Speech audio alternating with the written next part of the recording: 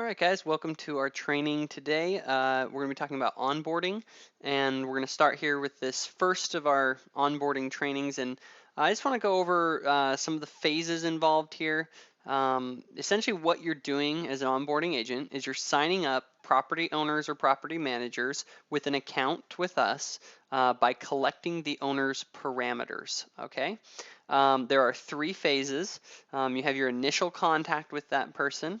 Um, Second phase is you're going to resolve any concerns they might have about what we're offering. And then the last thing you're going to do is collect the actual parameters. Now, this can take a longer time, or you can do it all in one conversation. Usually it's good if you can do it all at once, that's great. But if it takes longer, it takes longer. But these are the phases. They can happen in 2 seconds, or they can take a month to get all of these done.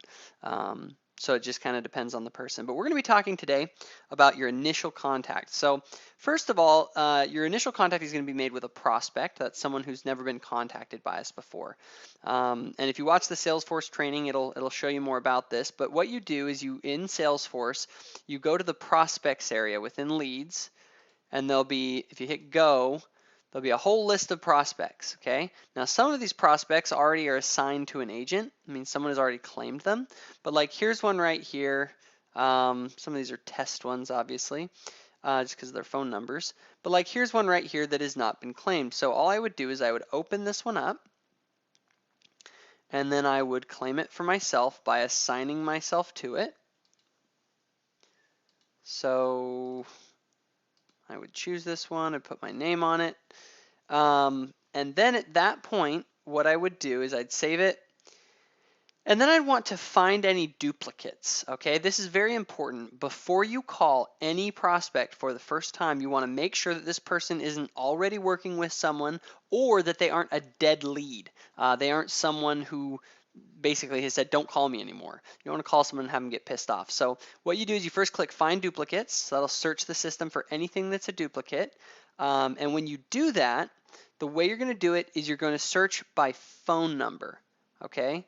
The phone number is the thing that is kind of like the piece of data that you're looking for a duplicate. You want to see if someone else in the system has the same phone number, okay? If they, and then you just hit search, okay? And I can see here that there are actually two of them within the system. Looks like they both belong to me. But what I would do is I would click both of those, and then I would just click merge the leads. Okay. By the way, if there's nothing in there, if there are no duplicates, you don't have to worry about it. Now these two both are prospects. Probably just was double data entry. It's fine. This person also is my lead, so I just must have two of them in here. So I click merge leads, and then it asks, what do you want to choose as the information you want to keep. I'm going to keep this. The one different piece of information here as I look through it is the website.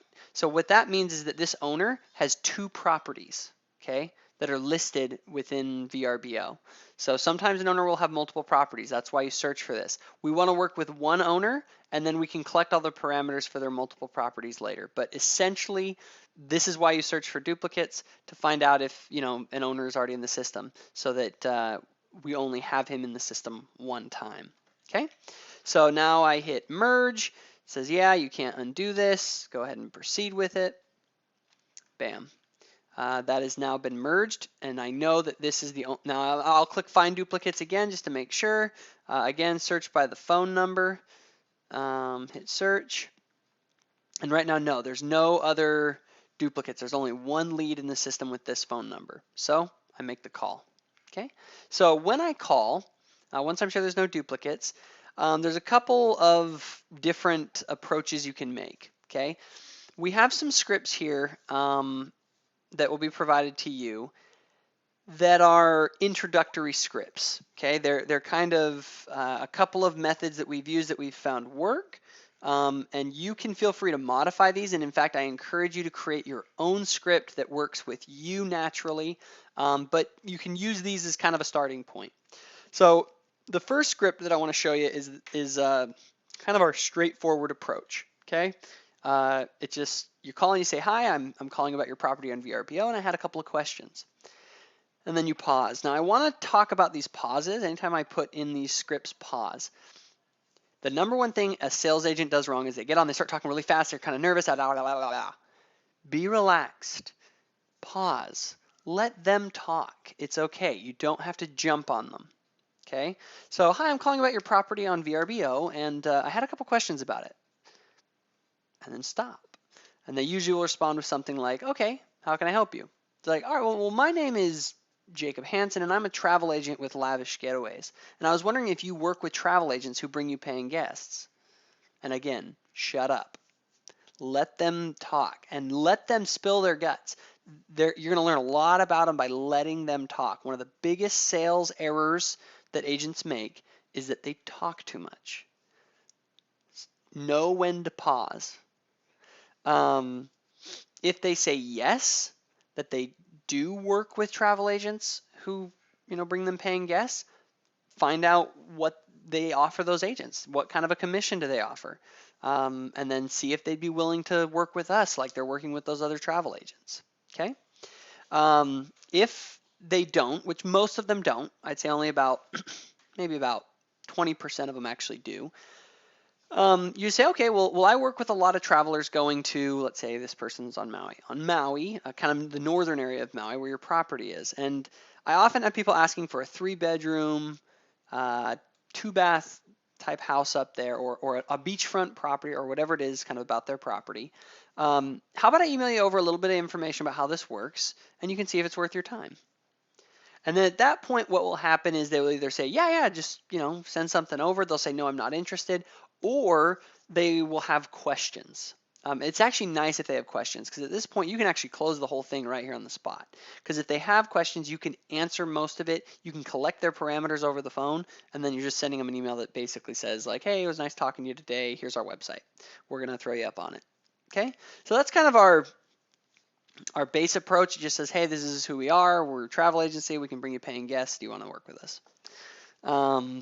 Now, there's another approach here that actually has been very successful. It's a little bit more roundabout, and you'll see how it works here. So, first of all, essentially you act as though you're trying to rent the house, and then you kind of say, well, I have a client that wants to rent it.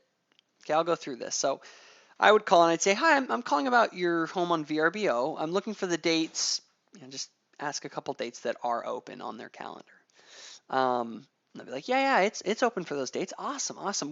Well, how far is your home from the beach? Or, ask them some kind of a question about the house. Ask them a question or two. After they respond, you just say, great. Well, I'm wondering about those dates because I actually have a client that I can't accommodate, and I'm trying to find them something else. They want a home that, and again, describe their home, that's 3 bedrooms and really close to the beach. And I thought yours might be a good fit. Do you have a cut that you normally offer travel agents who bring you deals?